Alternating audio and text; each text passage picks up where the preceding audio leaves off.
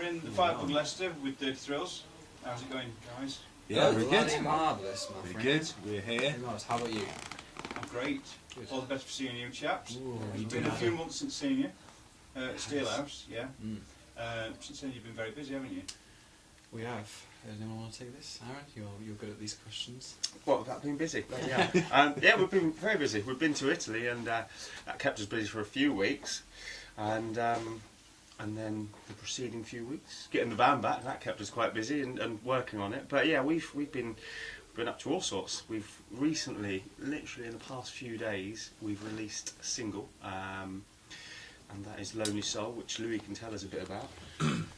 I certainly can, yeah. Lonely Soul is a track that I'd come up with, well, right at the beginning, really, wasn't it, lads?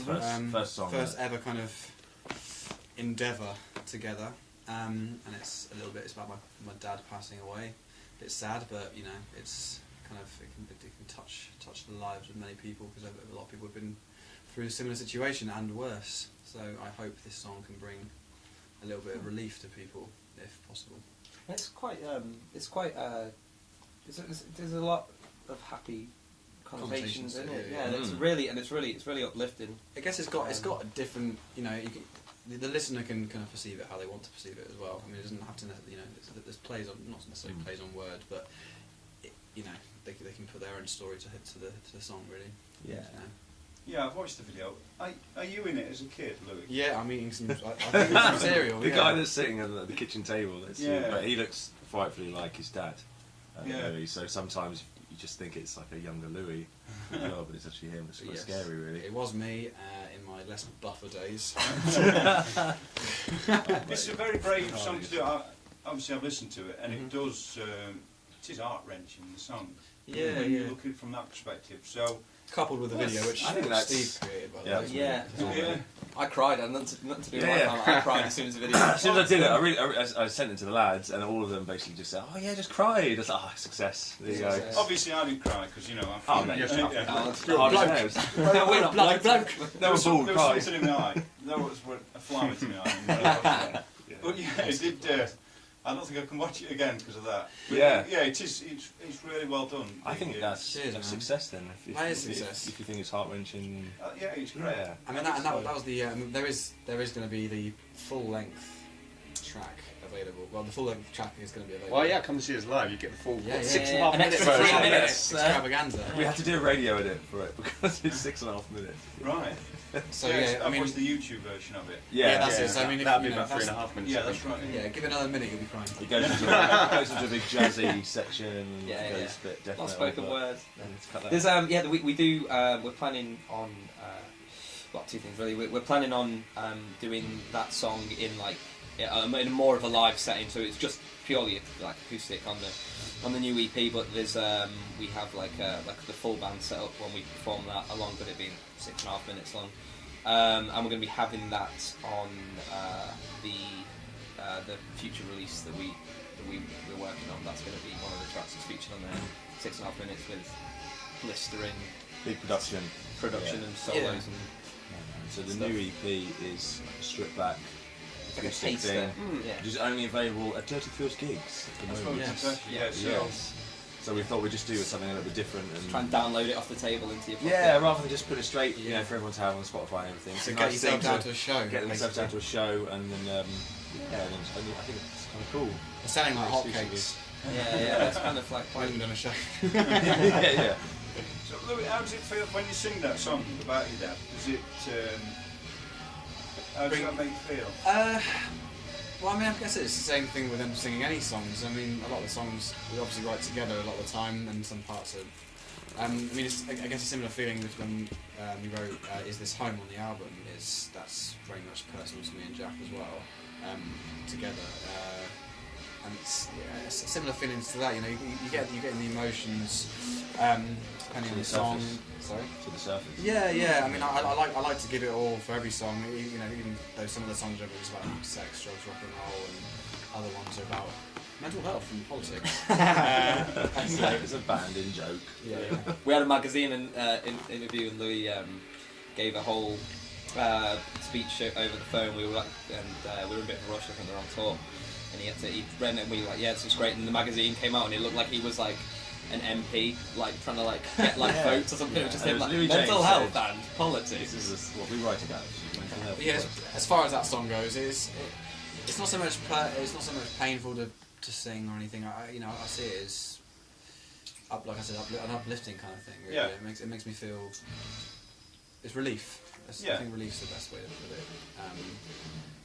And every time it's different every time as well. Every time I sing it depends on who I sing it to. If I see someone in the audience who it's can relate to, especially if I sing it to my mum or family member in the audience. The thing was, like you said about who is the lonely soul. Like, was it your dad or was it is it your mum? Who's was it you? Do you know what I mean? That's why it's for the listener. Yeah. And I love songs like that. Cool. It is. It's great. Yeah. It's very brave. You do that, Yeah, exactly. Well, that's what music's about, isn't it? It's pushing the boundaries and working. You mentioned about Italy. Yes. So how was it? Yeah, it was interesting. Go on, Steve. So our van broke down again, basically. Oh no. Yeah, so we had this tour, and then the climax was this, hungover day when we're like, oh, we've got to get back to England. We know it takes 2 days. A mere 2,000 miles ahead of us to drive. It's like, we've got about Muggins here, 100 miles into it. But it's sad that we started off talking about the van. I mean, that's kind of an overwhelming part of the tour.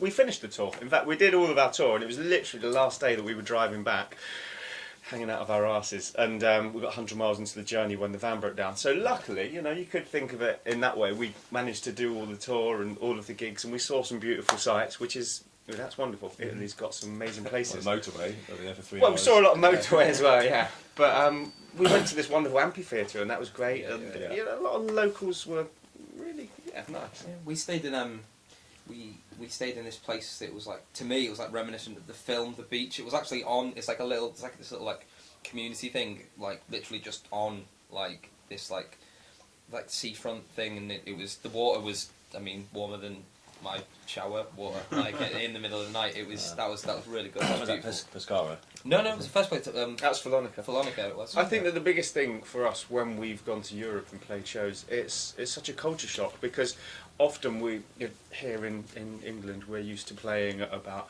10 o'clock if we're headlining, and it was the same when we was in Spain. But in Italy, one of the gigs we went on 2 or 3 in the morning, played for 2 hours. They're screaming for another encore, and it's like 4 or 5 in the morning. You're like, I'm shattered. I'm usually waking up at this time. And you've got like another 3-4 hour drive, if not longer.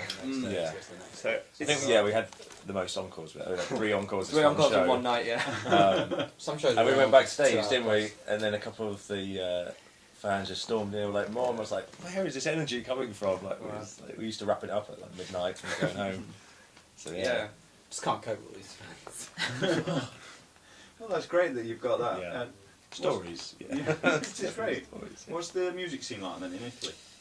Are they lapping all this up? Yeah, Europe in general, just they have more time for like new bands. I think the UK, you have to prove yourself a bit more. Like, if you're an audience member, like someone that's just come to a random night like this, I think that's an interesting point. People do seem more open to it. For instance, the first venue that we played, it was a reasonably small bar, but the beauty of it was that everyone could see us setting up. People that were just passers-by, and then they started walking in, and they took note of it, because we were a bunch of musicians from England, and they wanted to listen. And obviously, what we'd like to think, once people start listening, then they're hooked. And that doesn't seem like the kind of approach or attitude that a lot of people unfortunately have in the UK now, don't they? Well, I think definitely everyone wants to. If someone likes a band, they'll like check them out and slyly buy a CD at the end, but they won't go straight to the front and be like, "Oh, I don't know who these guys are," because everyone's trying to be cooler than everyone else. I said in a paisley scarf inside. Just go to the shows and watch some bloody music, and it seems like people don't do that. It's hard getting people to go to a show. But unless they want to pay £200 to see. I'm not going to mention names. Yeah, exactly. Well, any big band now. But they're not. It's just hype. They love their rock. That's the thing. I think they're kind of maybe like 10 years behind. I find sometimes the UK. They're still in that kind of. Yeah. They're only 20 years off us then. Yeah. But Do you agree with that? Or am I just talking? totally agree with that, mate. I was just looking at that geezer on the wall. He looks like me a little bit. He does with 3D glasses on, old 3D glasses with the blue. I thought it was that guy out the RT crowd. Oh, Chris O'Dowd. Yeah. Didn't miss a beat there, Alex did Zane. But yeah, it could be Louis James from the future. It's future me. But yeah, no, I think Europe as a collective, they are much very much more open to kind of the rock scene. Where here that It's a bit of a standoff, a bit of a game, isn't it? Yeah. Whereas in Italy, if they like it, they bloody like it. They come running in, scream, jump on you. If they don't like it, Yeah, don't on like your it. bike. it's the definition of true British stiff upper lip kind of thing, isn't it? It's like, well, I'm watching this. Yeah. not always. That's because we've got some amazing fans out there. Yeah. As you know, like Steel Oh, House, absolutely. Random No. are fucking brilliant. Yeah, we're just talking probably generally. Yeah. It's a generalisation, but People are less inclined to come up to you after and be like, "That was a killer show," or whereas in Italy and Spain and stuff, they're just like, "Wow." I just think it was in terms of people getting out and experiencing new music. I think it's a wonderful thing, and that's the attitude that I'm talking about with Italy. And the thing is, it's not an expensive thing to do over here, is it? Oh, absolutely. No. Whereas somebody will pay £10 to go in a nightclub Yeah. and listen to somebody putting MP3s through an amplifier, but for £6 you can go and see a good band, or Flesh. or £4 even, write their own music and working hard. yeah, So yeah. it's bizarre. It's a strange world we live in at the moment, but we're living in it, so we're the ones that can change it. That's right. That needs to be on something like a quote. Like, Yeah, send me that. What was it again? I always forget straight away. I'll rewind it you later. Well, Genius. Well, we're living in it, so let's Just live. managed to make it sound a bit David Brent, but Yeah, living in it. money don't make more. So how many dates have we got on the is it Dirty Living tour? Heavy Close, Metal. it's alright. Yeah. If you get the That's camera to my zoom line. in on my crotch, you'll be able Yeah, to. yeah. There we go. No tour dates there, are there? No, it's 8 dates and That'd make a good sporran. What do I mean? Yeah, I've got quite the Octagon. display here, haven't I? Octave. There we are. Just zoom in on that, Firebug. Yeah, so we start tonight. Tomorrow, we're off to Canuck. Yeah. Or Canuck, as they say there. Yeah, that's terrible pronunciation. Isn't it? Um, Then live rooms in Chester on Sunday. 1, 2, 3, 4, Northwest. 5, 6, 8 Then gigs we're in- basically. Yeah. 8 gigs, yeah. and we're finishing off a big one at Big Red. The Big Red. Big, on big one, Big Holloway Red. Road, The big- All the bigs. Big Red, It's right gonna there. be- which is large. it's a mental. It's a great rock bar, great food. That's set to be absolutely I'm just rammed. like a spokesperson. Yeah. It's going to be good, that one. Yeah. Well, I mean, they're all going to be top, but it's just, the homecoming gig and the last Homecoming one. gig. That's where we can let our hair down a little bit as well. And we can have a few bevies. Steve's Yeah. indulging in right now. First Only day. number one though. But yeah. Yes. Well, it's been great talking to you guys again. Yeah, Nice man. to see you Nice again. one. See you again. Can't wait to listen to you again. Yeah, man, it's going to be good. It was, Yeah. it was a little sunnier last time we saw each other, wasn't it? It was, yeah. I got a tan that day. Oh really? I got burned. And then I got hit at the back of the head by what I thought was a pint of lager. Oh, it's no. hit- No one would throw a pint of lager, would they? Well, that's what I thought. Oh, it's only a lager. Was it definitely not Pint lager? of Was it tea. still the People same? still doing that. Yeah. I thought that was like a I thought it was naughty just a thing. Monsters Yeah, of well- Rock type 80s. Yeah. It was just Well, I was at Oasis about, it's before you were born, lads. I don't know, it's probably about 15, 20 years ago. I think I remember that was the last time I got a cup of piss thrown on me. But really people still do it. cup of piss. Actually, no, I I love probably threw a couple of piss on you, mate. Yeah, he threw In the back of the van. in the van. Yeah, he threw. Was it by accident? That was was it, yeah. intentional? I don't think it was. Well, I was in the front of the van. well, he tried to throw it out the window. Aaron won't let us stop for piss stops. So we have to do what we need to So our do. toilets are Our bottles.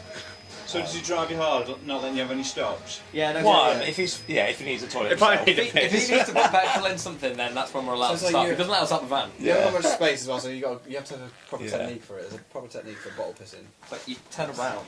Yeah. Yeah, You have to go yeah, in yeah. here because if you try and do it when you I sat mean, we down, can even if go you go into forwards, it detail just really doesn't about really work. girth so you- of the bottle. I tend to like going and then just waving at passers-by on the motorway or some thing. I mean, that goes down really well, especially with the law. the law. They were on arm of the law. In Italy, they were good, weren't they? The police. Yeah. Well, Yeah, They they had a good were. laugh at us. Didn't Yeah. only beat us up once. so, some advice about Yeah. towing in Italy. What Oh can we yeah, say? get out your car. Don't let them get you. Stay in the car when Yeah, you're yeah. being towed. They don't That's, seem to have Not health and towed. safety, Well, though. we were on the back of a big old pickup truck. Yeah, and Yeah. the guy like elevated us about 7 feet into the air, stayed in the and van. then just Did stayed you? on the motorway and started driving. Yeah. For us. So Didn't what, slow down round. 6 feet, off the Yeah. ground. You can feel the van tilting off the bloody. We had to try and distribute our weight. I was shouting to Jack to go. He was like, move over, Right. distribute the weight. Yeah. We had to. I He got kept some going. dodgy old And, videos. Yeah, I Yeah. mean, you could tell it was going to be a heavy ride because he went past the junction on the motorway and just reversed back up the motorway. It was like, it's yeah, there, isn't it? just straight up. Yeah. And, Well, obviously you'd take the impact, wouldn't you? Yeah. yeah, exactly. And then dropped You us off cushion in his blow. Where did he put us? He dropped us off in this It was like this garage with like feral dogs everywhere. Nice. And then we had to move all of our gear into the back of the van to see what we needed to take with us once we obviously had to leave the van there. And then it started raining and we couldn't get in the van because all our gear was on the seat, so we just had to stand in the rain with these feral dogs running around. rock and roll. So get European breakdown cover. That's what you say. Get that. Yes. Get that Yes. and get Devil's Wine. That's, Yeah. There Get we the go. get breakdown cover. Yeah, Get yeah. Devil's Come to the Wine. gig and grab your copy Oh, today. well, featuring Or Lotus. just on a. Well, thank you very much. Thank Yeah, you. Thank you very much, man. Cheers. Cheers. Pleasure. Awesome, man.